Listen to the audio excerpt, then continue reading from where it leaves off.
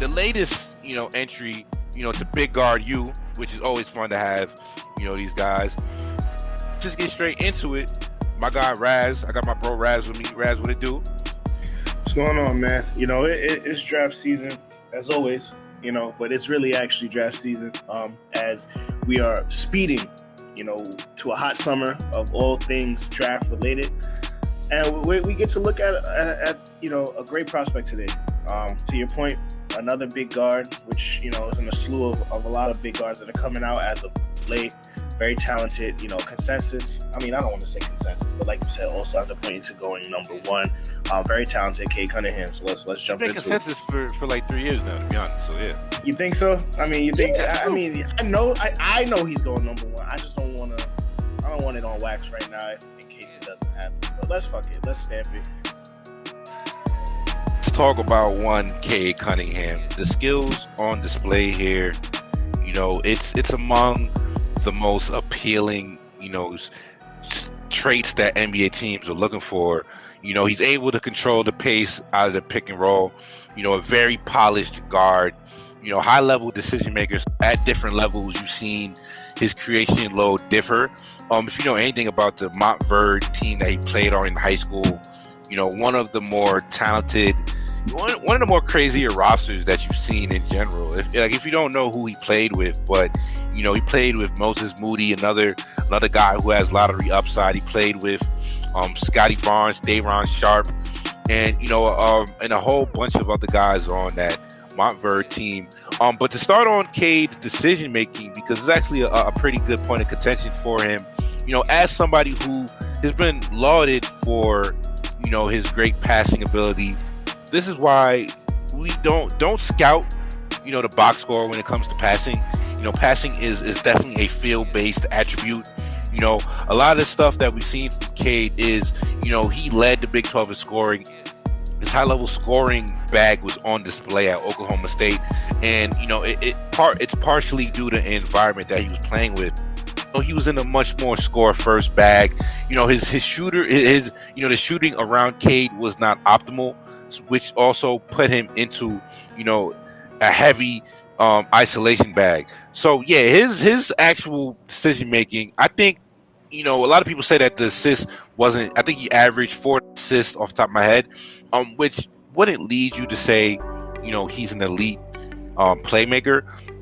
But the size really does come into play here. Just somebody who he always is able to see over the top of the defense, that's going to be something that is going to be a part of, why he succeeds at the next level as a ball creator. So that's just something that he has, a lot of a high level of comfort with. Going to you now, Raz, what would you say really stood out to you from thumbing through the Cade Cunningham film? I think he's just very polished, like as an isolation scorer.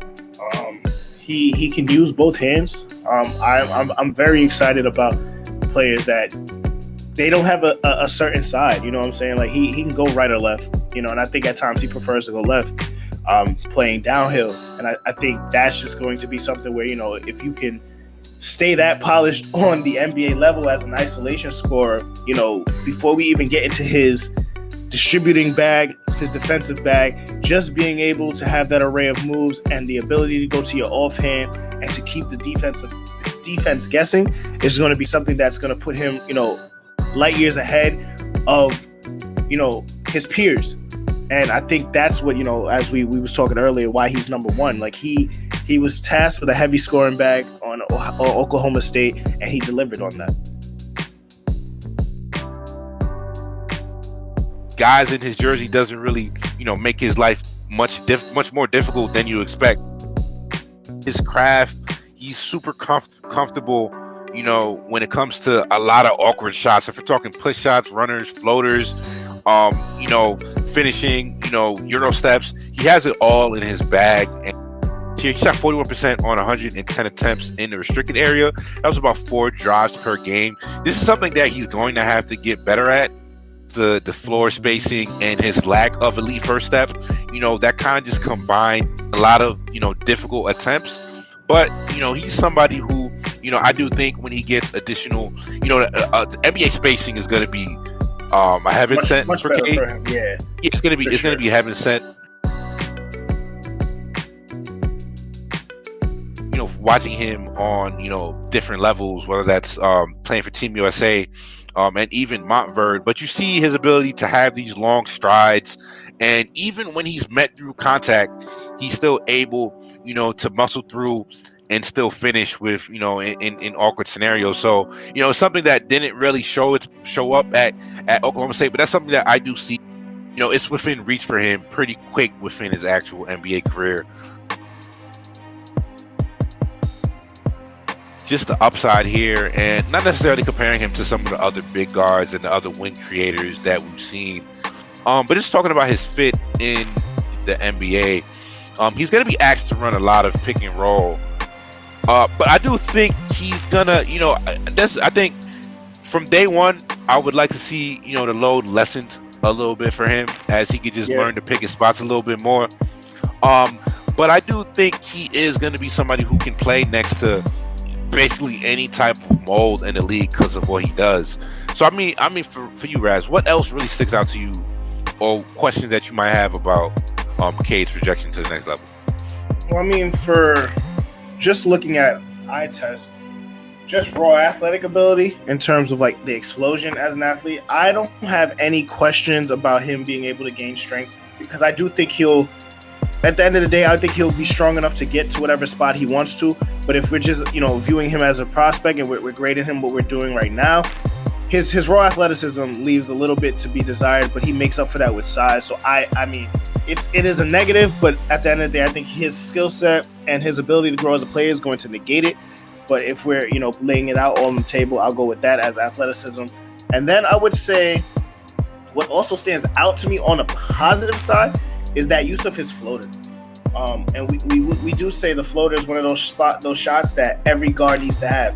And just him being 6'8", he's already a bigger guard than most guards. You know how that freaking shot is so important for guards like, Chris Paul, like the smaller guards, Kemba and all of those guys, like they need a floater. But to have the floater in your bag at 6'8", where you can rise up and shoot over the little defenders while still avoiding the shot blockers at his size, I think is going to be instrumental in him running the offense and getting to his own spots and getting to his shots that he wants. And I think one more negative, just while we're throwing out there, and I hate to call him negative, but I would say I need to see more of him off ball.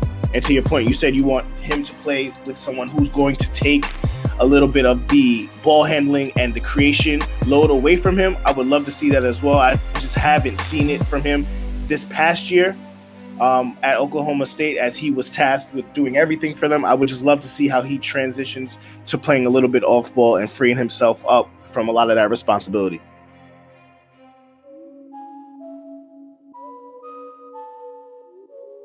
I think even staying with things he needs to improve upon, talking about him on defense, 'cause I think it's the high volume offensive creators, they're usually not going to be asked to also be great on the other side of the floor. But I do think it would be a fair criticism to say about Cade that he wasn't always giving it 100% effort on defense, and he was picking his spots on defense. But for somebody his in his profile, he just needs to get to average on defense. And I do think that a lot of his characteristics and instincts on defense do show somebody that has the ability to, I don't necessarily think he's going to be asked to guard the other team's best creator on the other side. So that's always going to be a positive, and it's also among the appeal of why the big initiators are just stealing. It's just a new wave in the NBA. You have somebody who can run, a copious amount of high ball screens and make great decisions with the ball. That person usually is somebody who needs to be hit on defense. So even when you get to that level on defense, Cade being able to hide on whether it's a stationary shooter or the least threatening, defender, I think that's something that's really a part of why this profile is something to where, are there other guys in this draft who athletically are superior to Cade? Yes. Are there other guys who, if everything hits in their profile, could have a similar upside to what Cade could bring you at his peak? Absolutely. But when you just talk about, a balanced and everything that he brings to the table, he's going to be able to find a role on both sides that isn't going to be obvious negative. That's a part of the reason why Cade Cunningham is probably the Vegas bet to go #1 in the upcoming NBA draft. So going back to his ability to create space with his handle, he's able to dribble into his pull-up jump shot whenever he wants, wherever he is on the court, and that ability is just it's some of the most valuable currency that you can find in the NBA. His ability to create space with his handle, because I definitely do think that's something that, as he also, because he's not a finished product, and we have some of his U19 skill, or his U19 film on this, but you just see how he's able to manipulate ball screens, particularly in half court settings, because creating in transition, that's something that anybody, if you have a feel for the court around you, and if you're athletically gifted, that's something that most guys will be able to pick up.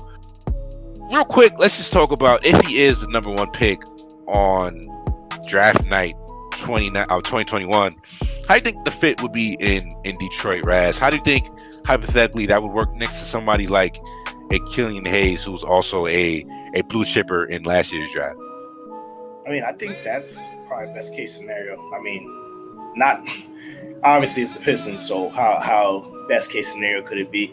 But I think Killian is going to be someone that also needs playing time, right? He was hurt all last year, and we were pretty high on him just as a prospect, and I think the two of them growing together and splitting those kind of ball handling and setting up the offense duties will help them both in their transition as young players.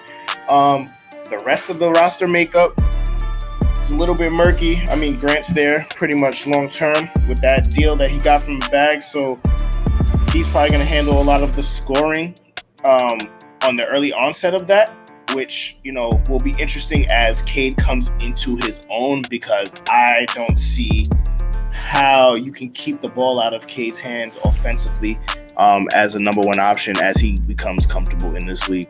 So, I mean, with Jeremy to take some of that early scoring load and to split some of the duties with Killian, I think that's going to be good for them. It's just, seeing how the rest of those complementary pieces will fit around with Detroit. But Detroit's obviously a work in progress. So I would say the team will grow and go as he does. Yeah, and like we said, people with this level of skill just don't fail at the NBA. Like, it's not even a starting point in my projection for him. Like, is there a chance he busts? I'm sure there probably is, but this level of skill, feel. I think my last thing on him, even if he doesn't have the first, the elite first step and elite athleticism, I do think there's a chance he just gets to insane, ridiculously tough shot maker who, he just hits shots that makes dudes shake their head and, get back on defense, because there's nothing you can do about that. And, if you add that to, the list of skills that he's bringing to the NBA level, this is somebody who has, all NBA potential, and somebody who can be a multiple-time All-Star early in his career. But yeah, man, that's been the Cade Cunningham breakdown. If you enjoyed this video, definitely drop a like and subscribe to the actual YouTube page. What do you guys think about Cade Cunningham's? If you had to project his year one stat line, what do you project from Cade Cunningham? Definitely drop a comment for us below and let us know what you think. Draft Season Podcast, we out here.